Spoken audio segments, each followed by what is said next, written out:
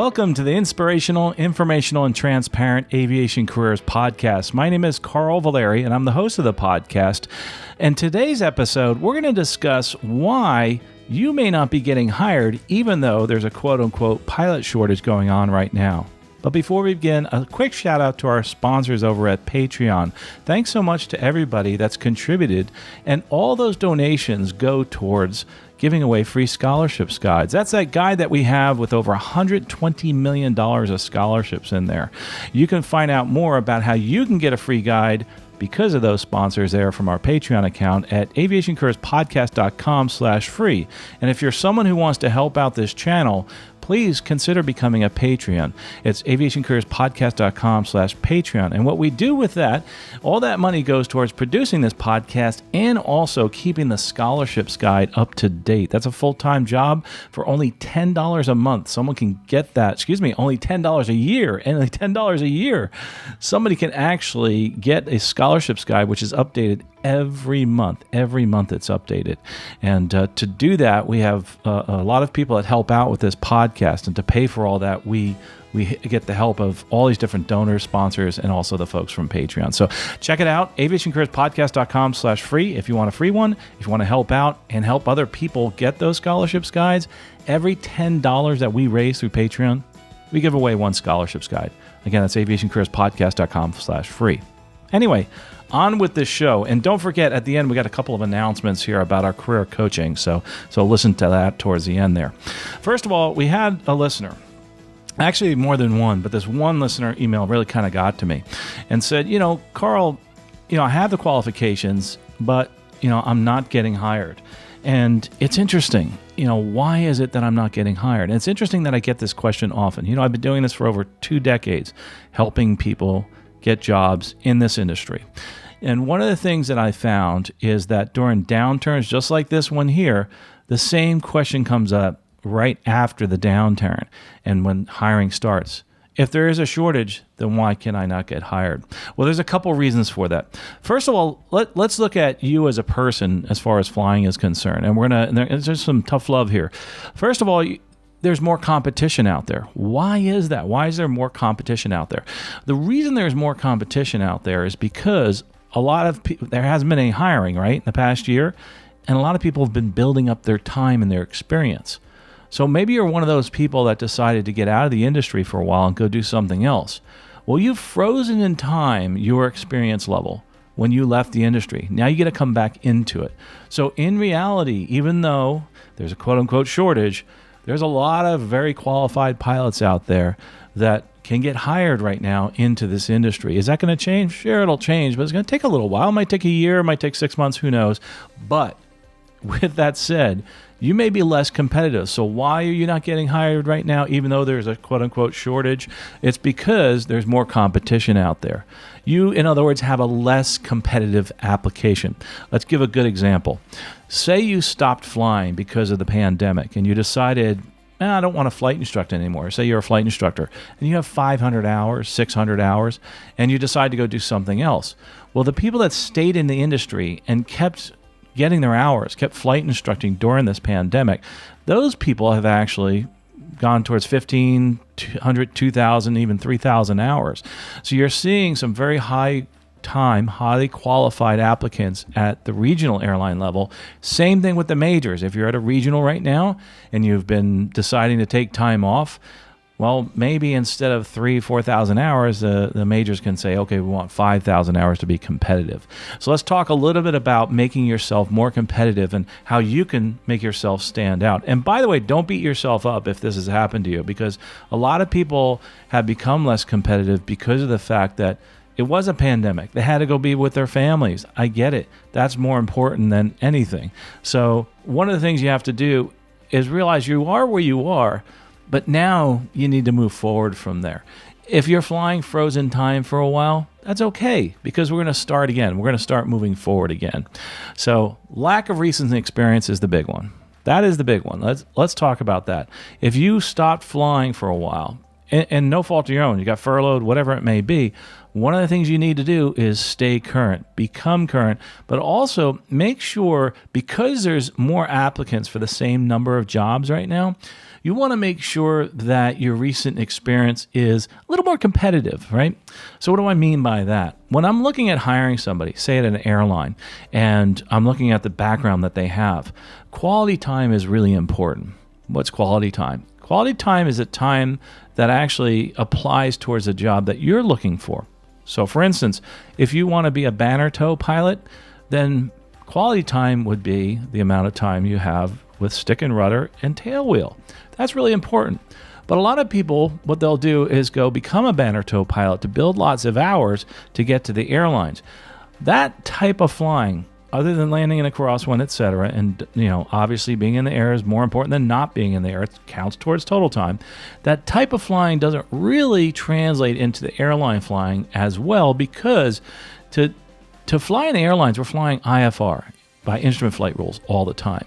So say you worked as a CFII, an instrument instructor. You are in the system all the time. You're involved in the instrument instruction world and the IFR world all the time. That type of flying, that type of time is actually more translatable. Say you get a job as a corporate pilot. You're flying in the system. Say you get a job as a cargo pilot. You're flying in the system, and that system is the same system they use at the airlines. The banner tow, although it's great, don't get me wrong, it's great for building time, it's good stick and rudder, is not as translatable as an airline job or an airline similar type job, which means a corporate job, a cargo job where you're flying IFR all the time in the system, that type of thing. The other thing that does for you is when you're a CFII or you've been flying in this system for a long time, it prepares you for those questions that you're going to get actually at the airline, at that interview. Things like, things like what are the minimums, that kind of thing. What are landing minimums? Can I descend from final approach fix? All those kind of things that you're going through anyway during your flying career. But if you're flying, like a banner tow, and I don't want to beat up on banner tow guys because I think it's great experience, but there's a time and a place for that. Now it's time to move on. If you've been doing that for a while, move on, start getting some of that instrument time, start teaching instruments, that type of thing. So you can answer those questions. When can I descend? When can I descend from a decision height, decision altitude, that type of thing. Another thing that gets people right now, because we're looking more towards going to the majors, and again, there's a bigger pool of applicants now, even though there's a quote-unquote shortage, there's a bigger pool of applicants, and that bigger pool of applicants, a lot of them have degrees. So again, to make yourself stand out, make yourself more competitive, highly recommend trying to get a degree or be involved in getting your degree. And what does that mean? Maybe getting your associates, working on your bachelor's. If you're looking at going to a major, getting your bachelor's. If you're looking at the top threes or the legacy airlines, it's going to help a lot right now. Do you need a degree to fly? No. Do you need a degree to get a job? Yeah, it's a lot easier to get a job when you do have a degree. So the actual flying is one thing, and that's a tough thing about this career. You have the flying part and you have the degree part. So get the degree. Also, I get this question, what degree should I get? Get the degree in what you like. If it's aviation, get it in aviation. If it's computers like I did, get a degree in computer science, that type of thing. So again, get the quality flight time, get a degree. And one thing that I want people to do right now is remember this. As much as you can, please remember what's going on here. Because right now, we're seeing people that haven't flown in like a year and a half, competing against people that have been flying continuously during this downturn. And who is going to get hired? It's the people that have been flying continuously, keeping themselves current, that type of thing. So one of the things I want you to do is remember during the next downturn, during the next recession, during the next downturn in the industry, try to keep your skills fresh, right? Try to keep your skills fresh. When you get to a certain level, maybe you can back off a little bit. What level is that? Maybe when you get to about 10,000 hours, then really start backing off because then, or 1,000 hours PIC in an airplane that you want to fly, say it's an Airbus or a Boeing, that type of thing. You might be able to back off just a little bit, but don't stop. Don't stop at that point. Just keep moving forward with all your hours till you get to that point. That sounds like a lot of hours, and it is. But remember, If you're thinking of doing overseas contracts, that type of thing, when there is a downturn, that's the type of hours you're going to need. You're going to need 1,000 PIC in something. The bigger the plane, the more you're going to get paid overseas. And the Boeing 737, Airbus A320 are the two most popular airplanes that are used for those overseas flying jobs. There's other ones out there, 777, et cetera, but I mean the most popular ones. And the jobs that most people get doing flying in China, for example. And we've had those people on the podcast. As a matter of fact, go check out on the search bar at aviationcareerspodcast.com. Type in there foreign flying to get some more information about that. So never stop flying during a downturn. Remember this. Remember what's happening right now. So again, make yourself more competitive, fly more, get quality flight time, build your hours, maybe possibly get a degree, but make yourself more competitive. Okay, so great. Now what? I am where I am. You're probably asking right now, I am where I am. I'm not flying. What do I need to do? All right, this is what I want you to do, and it's a tough thing to do. Believe me, I've had to do this before. I want you to start over, okay? I want you to remember who you were when you hardly had any hours, because when I'm looking at you as an applicant, and there's somebody else that walks in the door who was flying yesterday and has thousands of hours, that person is the one I'm probably going to hire. So what I want you to do is this. I want you to pretend like you were when you were years ago when you just got started. You're starting over. It's kind of like people that leave a highly technical industry and then want to get back into it. You're kind of starting over again. It's going to accelerate quickly. Once you get that first job, it's going to accelerate quickly. So what could you do to help yourself get some more ratings? If you're a CFI, get your double I. If you're a CFII, get your multi-engine rating, get your multi-engine instructor rating. Do something to set yourself apart. If you're looking for that airline job, well, maybe you look at, getting your CTP, ATP. Although right now airlines are paying for that, so it's not such a great idea right now, but something to think about if you have extra cash. Those are extra cash things. The things that are going to, work in spades are the extra ratings. The CFII and the MEI help you out a lot. Also, another thing I'd like you to do is this. Get out on LinkedIn, and also build your resume. We also have that course. It's going to be in the show notes. It's aviationcareerspodcast.com/resume. You can find out more about how to build your resume. It's a really inexpensive course. You can go to courses also and click on resume. It's only $10, and we give a couple examples for downloads. It's a very simple resume, but it'll help you. And it's one of those resumes that's a typical pilot resume, one page, and explains all those things that you need to know and to get yourself out there, as a pilot applicant. Anyway, so why are you not getting hired even though there's a pilot shortage?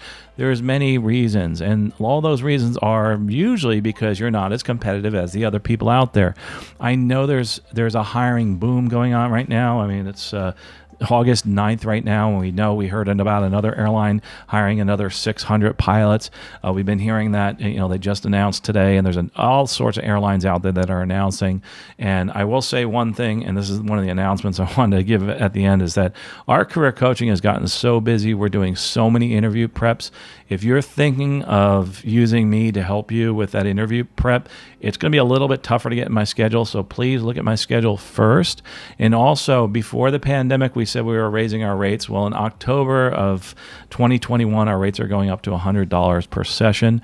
And also, if you do sign up for our career counseling, our career coaching, please look at my schedule, because a lot of times it's like 2-3 weeks out. I love doing this. I love helping people. But because of the end of the pandemic and the boom in hiring, that's all I've been doing is interview preparation right now, and career coaching, obviously, but primarily interview preps, because there's so many airlines that are interviewing and there's so many airlines that are hiring right now. So that was our big announcement, is the fact that, right now we're going to be upping the rates to it's $100 per 1 hour session. And also, if you do get a chance and you want to help out other people, say you're somebody who's really moving along in their career and you just want inspiration from this session, or you want to help other people and you're listening to this, think about becoming a Patreon. With just $1 a month, you can actually pay for a scholarships guide for somebody in just 10 months. I mean, just think about that. In 10 months, you can give enough to give away one scholarships guide, which could cause somebody to get all of their ratings by just getting that scholarships guide, because we have over $120 million in that scholarships guide. And you can find out more at aviationcareerspodcast.com/scholarships. Also, If you have questions about any of this, feedback at aviationcareerspodcast.com. One of the things that's really important to me is the fact that I love doing this to help people. And here's a struggle I've been having, and hopefully you've listened to this till the end, is that because of the fact that so many airlines are hiring, and because of the fact that this industry has blown up so much, I have limited time. And to give you kind of an insight into the industry, I'm also putting together some videos and some podcasts about life as an airline pilot. Someone asked me to do that, and we have certain rules at work as far as social media, but I've been bringing a camera and bringing my cell phone. And what I'm going to do is this. I'm going to talk about my day, but also I'm going to talk a little bit about those destinations I go to and why I fly, because it's awesome. The way I use this job, the reason I love being an airline pilot, number one, I get to visit some really cool places. Number two, I get to see my family and my friends, and I use the airline to do that. I bid overnights in cities where my family and friends are. So I'm basically having the airline pay me to go see my family and friends.